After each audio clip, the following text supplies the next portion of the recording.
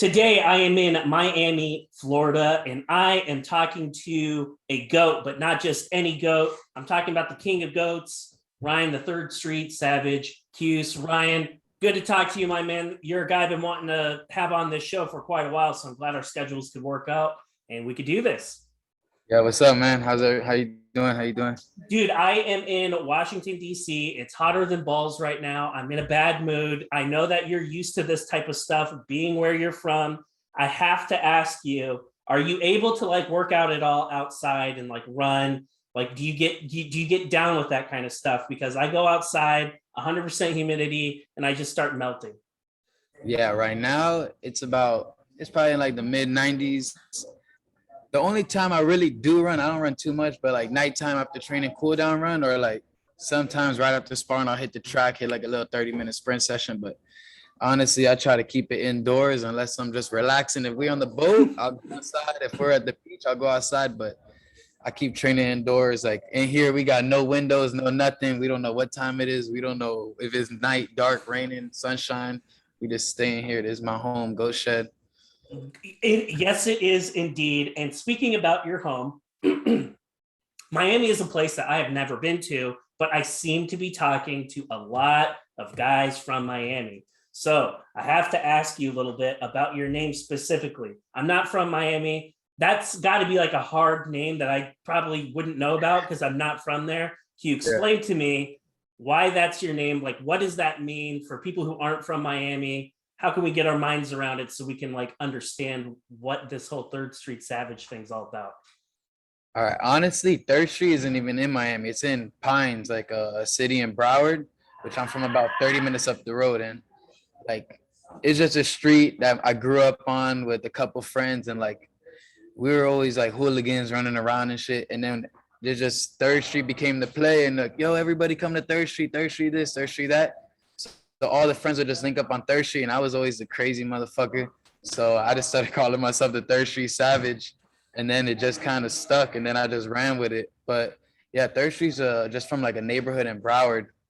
So a lot of people think like Third Street Savage, where's the Third Street in the hood? But in reality, Third Street's in from like a suburb area, like where my parents grew up at.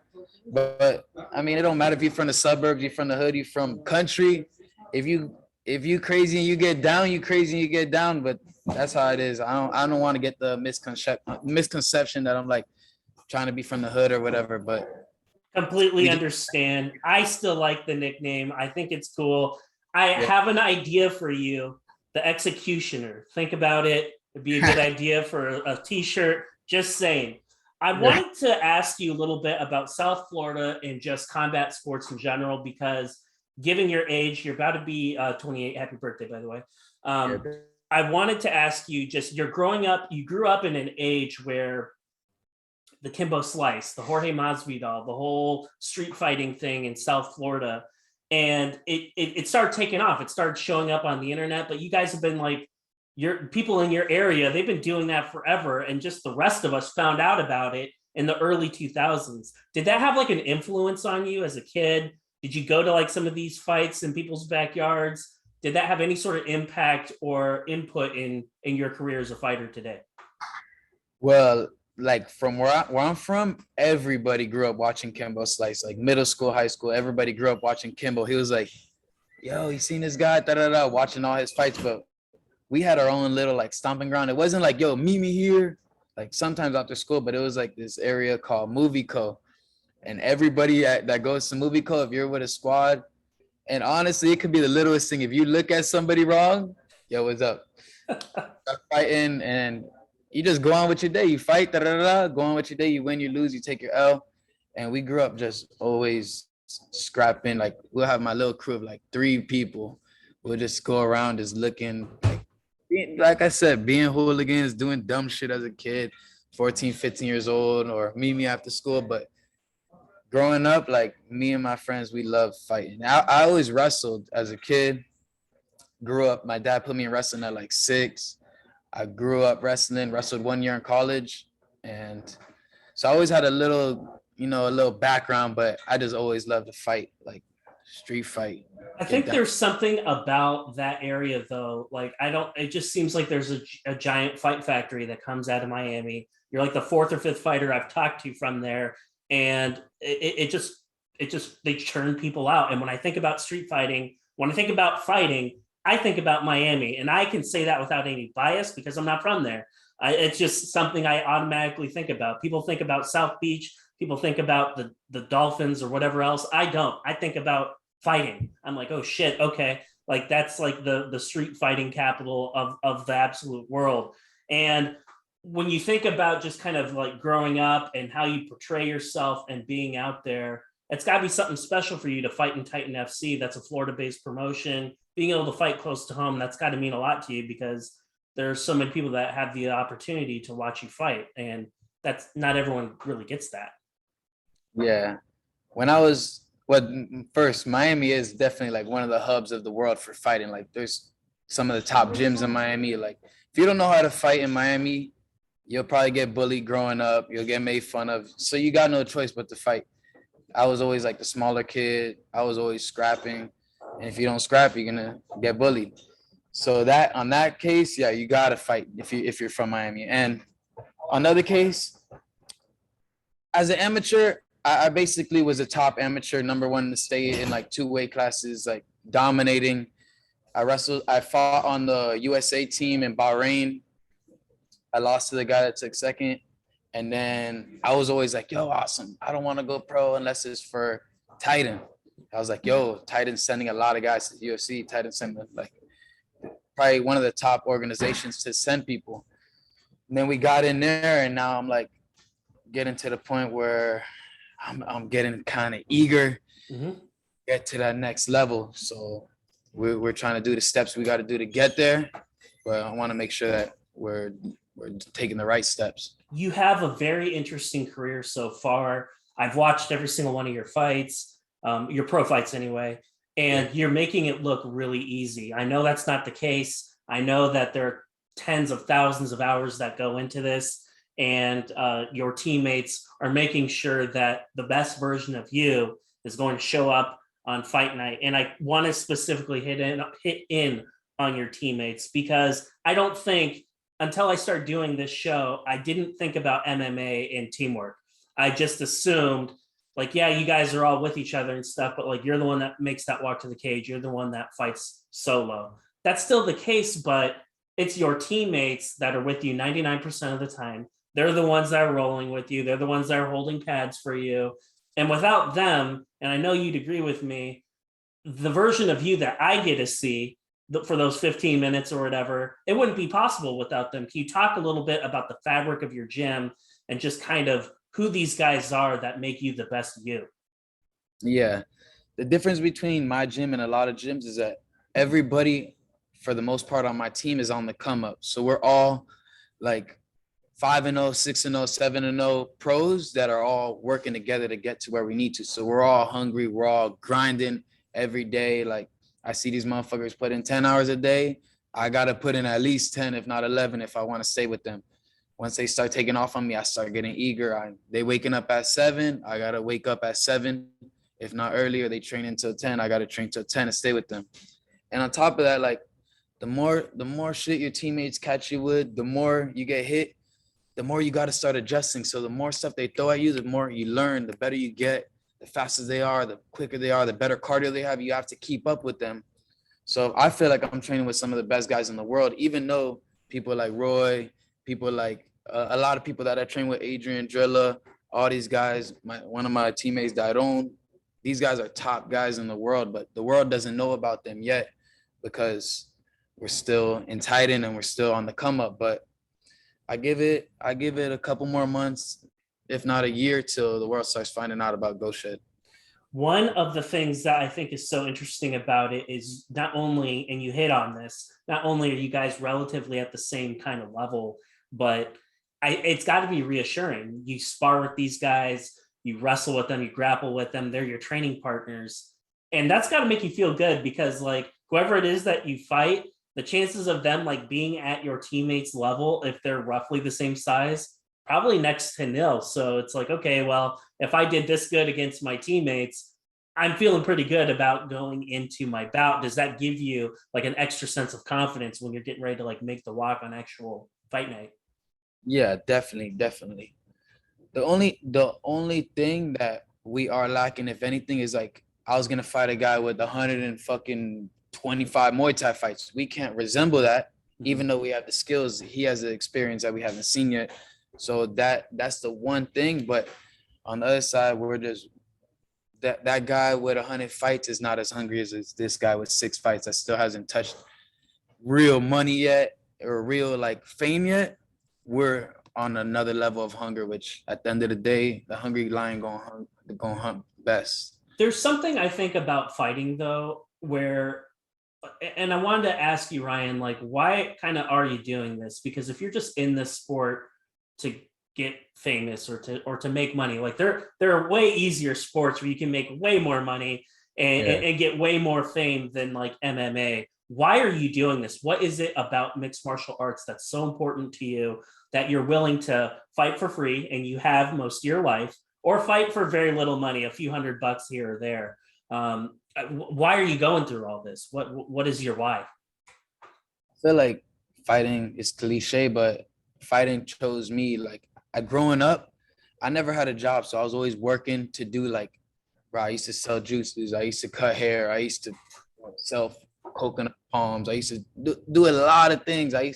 I've done every job, landscaping, this, that. Like I always like work for myself, and I Mhm. always was trying to find out my slot in life. And I'm like, what do I love to do? But in the meantime, I was still always training. I was still always training, but I never wanted to like. I didn't know if I could do this shit for real.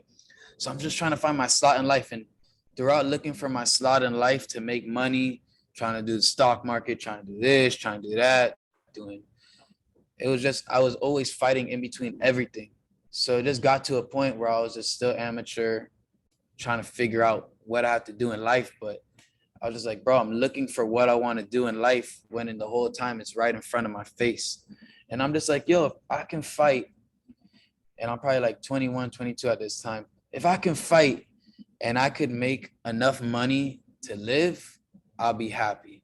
Absolutely. And then when I saw like how good I could be, then my dreams changed, and I'm like, all right, this is what I want to do, and I'm not gonna stop until I become world champion. And even then, I'm still not gonna stop.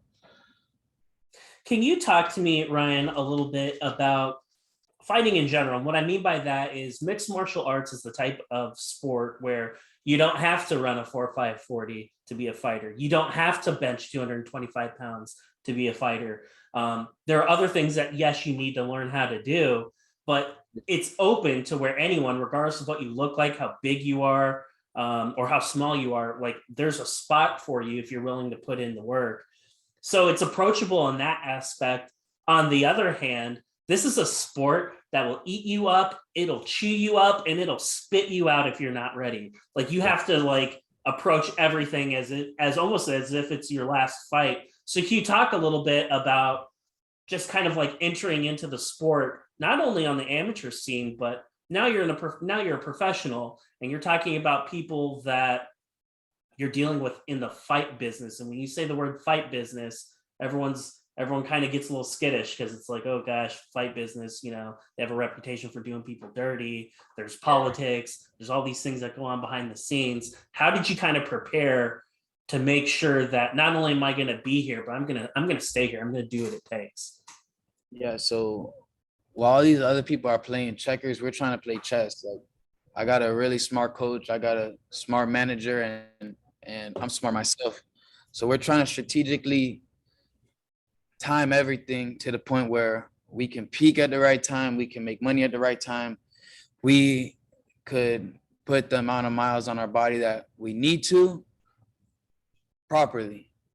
I don't want to give away too much game, but we're moving smart while everybody else is trying to move fast. Like Rick Ross said this quote. He said, "I don't want to move fast. I want to move correctly," and that's how we're moving correctly. So bro, people might think this and that, but at the end of the day, we're making money, we're moving correctly, and that's all they need to worry about. But you also have the proof of that in your resume if you look deep enough. Specifically, you're an AMI fighter. and you won 7 fights in a row.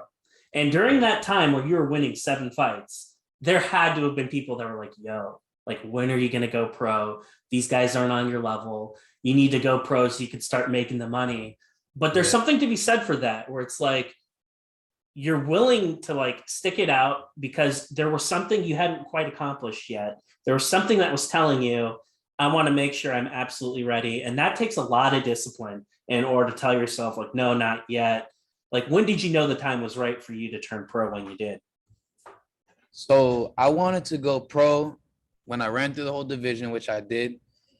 I wanted to go pro when I felt like I was ready for the UFC. I wanted to go pro like at that moment.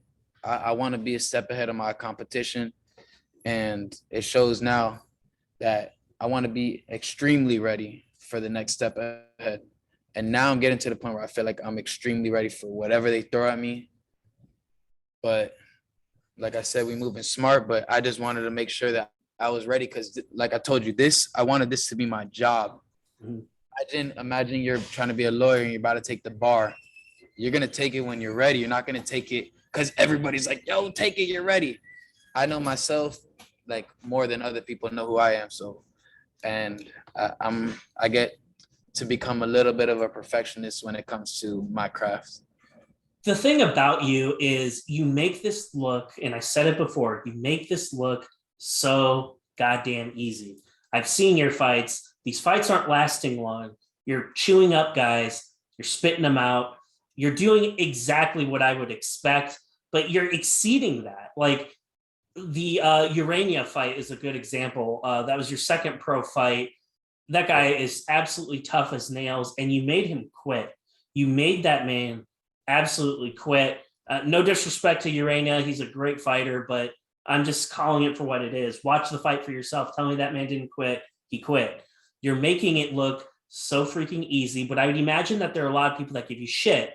Your last 2 bouts, you fought against some guys that don't have the best record, but here's an important thing for people to understand. You had 2 bout cancellations against 2 really solid opponents. Those bouts fall through.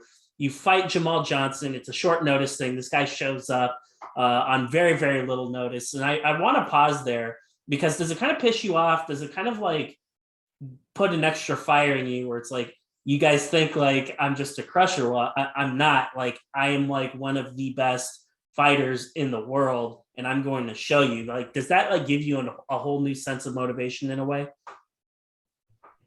It does, but the way I see it, I try not to get too pissed off, even though, yeah, I might get pissed off, but I try to control myself because whatever happened, maybe there's another plan for me that we don't know yet. Maybe I wasn't supposed to take that fight at that time, or maybe I was, but if it fell through for whatever reason, somebody messed up, somebody looked over something, there's a big plan here for me, whether I know it or not. So I try to just trust the process. Don't get too worked up about the small things, like the big things are coming, but I wish I could have fought those fights and maybe I could have been on Contender if I would have beat either one of those guys or whatever could have happened. But I know there's a big plan for me coming soon, and I just need to be patient.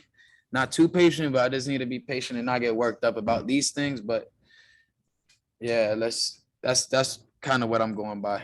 I have to give Jamal Johnson the utmost amount of respect. It took a lot for him to be willing to not only fight you, but to fight you on short notice. And one thing that I feel, this is like an observation I have, you're like a scary fucking guy. And like you're someone standing in front of you, you're like, no, fuck you. I'm not touching your gloves. I'm here to kill you. You actually touched that guy's gloves. And to me, that was like, you were showing him respect because you're like, okay, like this guy's taking this fight.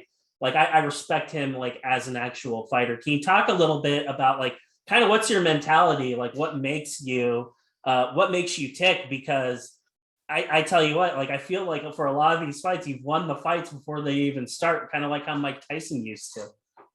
Yeah, so like I said, I ain't really with that friendly shit. We could be acquaintances, bro. If you fighting me, I'm gonna be real, bro. I gotta put my fucking fist to your skull.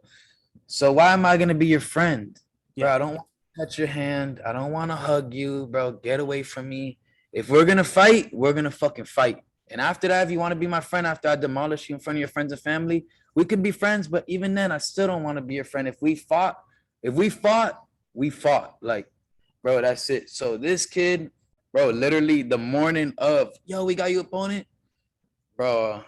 I can't be a complete dick to this kid. This kid saved the show. I sold over 100 tickets. Bro, all my people were about to be upset at me. Bro, he came through.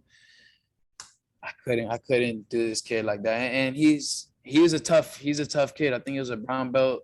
He's taken a lot of tough fights and have the greatest record, but he was a tough kid. So I had to show him a little bit of respect. But I thought you did, like, for you to do what you did, for you to like touch this guy's gloves. I'm like, oh shit, okay.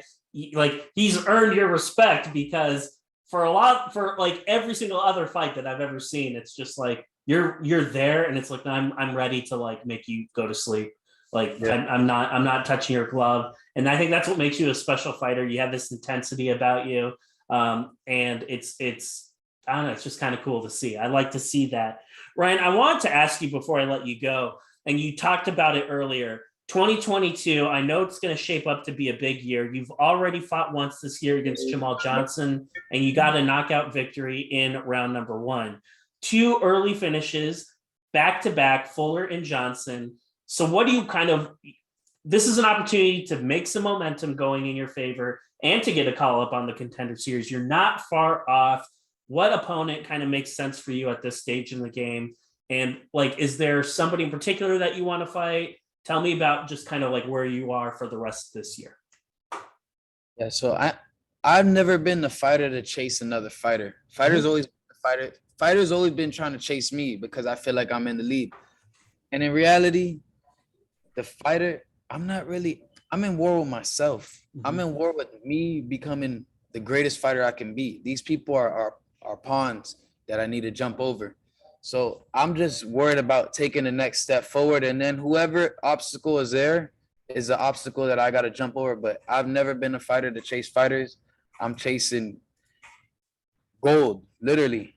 I'm chasing gold. So whatever fighter is in the way, I don't even see face. I don't see name. I don't see nothing. I just see an obstacle I got to get over. And I see myself just having to get a little bit better every day. So I'm never chasing nobody. I have to tell you, watching you fight is something else. You're very, very technical. You're very, very patient. I don't know if I've ever seen anybody your size with the ground and pound skills that you have. Very violent. I feel like anytime you're ready to level change or take somebody down the ground, you're able to do that. And I was curious, every fight of yours, it just seems like it's so easy. Has there ever been a pro fight of yours where it's like, yeah, it may have looked easy, but I'm telling you, like, that this guy or that guy was particularly tough, because it's not supposed to, these guys aren't supposed to be falling down as early as they're falling down. Yeah, I mean, in the fight it may look easy, but yo, we put hundreds and thousands of rounds in this cage right here that I'm borderline crying, I'm borderline breaking down, I'm literally like cannot move a muscle. And that's where the work is being put in. You guys are watching the art being painted, but here is like really, this is where the work is done. So yeah, absolutely. People that just watch me in the cage, they just think, oh, yo, I wish your fights would go longer, bro. I paid all this money to watch 3 minutes. I'm like, bro, I put in thousands and thousands of hours in this cage right here that for this 3 minutes of what I made look easy. But yo, I've drilled that move thousands of times. I've drilled this move thousands of times. My muscles are hurting. I haven't ate for all day. I'm cutting weight. I'm this, I'm that. But this is where the work's coming in. You guys are just watching the final masterpiece. But that's why it looks. Absolutely. And as far as what's next for you, I know that you fought at 45 the last fight. I'm assuming it was because of the short notice kind of situation, but or am I mistaken? Like, do you still? 40. I'm sorry. I weighed in at 40 because a catch. 35, 45, I don't know. So I just weighed in at 40, trying to whatever. Is there a world where you ever see yourself like leaving 35 and then going up to 45, or maybe playing both of those weight classes? Yeah, I think once I got maybe two, 3 title defenses in the UFC, My pocket's looking right. I got a kid. I got 2 kids. You know, I want to be happy. Then maybe, yeah. But right now, I'm I'm literally hungry. Like I'm starving. Like I'll go a week without eating to get my goal. I'll literally do whatever I got to do. I'm too big. I'm too strong for these 35ers.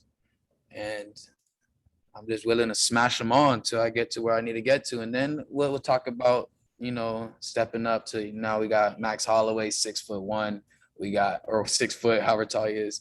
We got a lot of tough guys at 45. But 35, we got Jan. He's not too big. We got Aljamain. We got guys like that is fair playing. Sandhagen's huge. Sandhagen's tall. He's slim. He don't got these lats. That's right.